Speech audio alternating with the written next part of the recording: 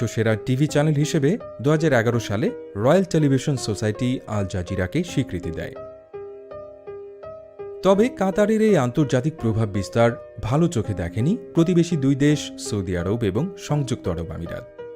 2017 সালের জুন মাসে মিশর এবং বাহরাইনকে সাথে নিয়ে কাতারের বিরুদ্ধে অবরোধ ঘোষণা করে তারা।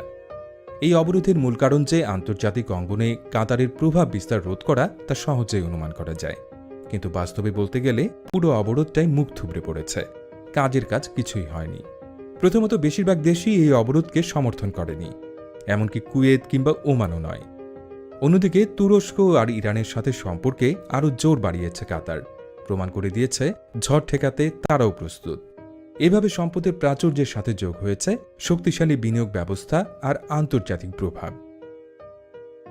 অন্যদিকে নিজের অর্থনীতির ভিত্তি আরও মজবুত করতে পর্যটন শিল্পেও অভাবনীয় উন্নতি ঘটেছে।